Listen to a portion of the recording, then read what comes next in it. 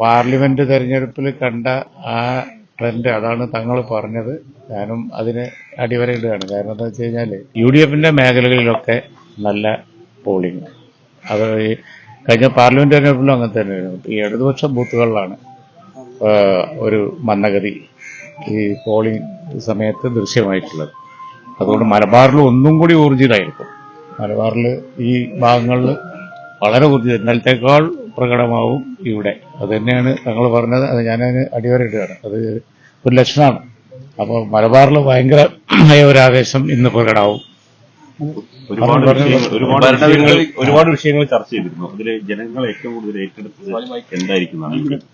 അല്ല, ഏറ്റവും കൂടുതൽ ഏറ്റെടുത്തത് 10 കൊല്ലമായിട്ട് അവരനുഭവിക്കുന്ന വിഷമതകൾ തന്നെയാണ്. അവരെ ഏറ്റവും ജീവിതത്തെ ബാധിച്ചിരിക്കുന്നു ഈ ഭരണം.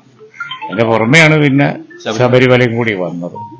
മറ്റു കാര്യങ്ങളൊക്കെ വന്നു പോണ ഓരോ കാര്യങ്ങൾ എന്നേ ഉള്ളൂ. പക്ഷെ ഇത് രണ്ടും വലിയ ഗൗരവമുള്ള വിഷയങ്ങൾ. ഒന്ന് ഭരണവിരുദ്ധ വികാരം, 2 ശബരിമല. ഇന്ന് പോളിംഗ് നടക്കുന്നതിൽ 3 കോർപ്പറേഷൻ ഉൾപ്പെടുന്നുണ്ട്. മികച്ച പ്രവർത്തനം ഉൾപ്പെടെ നടത്തി കോർപ്പറേഷനിലൊക്കെ തിരിച്ചുവരവ് പ്രതീക്ഷിക്കുന്നുണ്ട്. കോർപ്പറേഷനിൽ ചെന്ന് നമ്മൾ അന്വേഷിക്കുമ്പോൾ ഒന്നും പിന്നെ UDF പ്രതീക്ഷ കുറവില്ല. കോഴിക്കോട് ഉൾപ്പെടെ UDF-നെതിരെ മുഖ്യമന്ത്രി അവസാന ഘട്ടത്തിൽ പലതരത്തിലുള്ള ആരോപണങ്ങളൊക്കെ തന്നെ ഉന്നയിച്ചിട്ടുണ്ട്. അതൊക്കെ തെരഞ്ഞെടുപ്പിൽ പ്രതിഫലിക്കും? അതെങ്ങനെയാണ്? ഒന്നും പ്രതിഫലിക്കൂല. ഏറ്റവും അധികം പ്രതിഫലിക്കാൻ പോകുന്ന ജീവിതത്തിലുണ്ടായ വിഷമം 10 കൊല്ലമായിട്ട്, പിന്നെ ഈ ശബരിമല, ഇത് തന്നെയാണ് ഈ തവണ പ്രതിഫലിക്കാൻ പോകുന്നത്. അടുത്ത അസംബ്ലി തെരഞ്ഞെടുപ്പിലും പ്രതിഫലിക്കാതെ തന്നെ.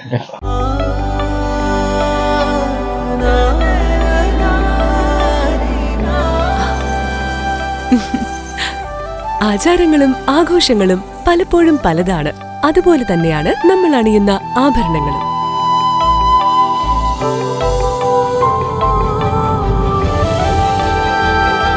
ജീവിതത്തിലെ ഓരോ നിമിഷങ്ങളും അവിസ്മരണീയമാക്കുന്നു ആസാദ് ഗോൾഡ് ആൻഡ് ഡയമണ്ട്സ്.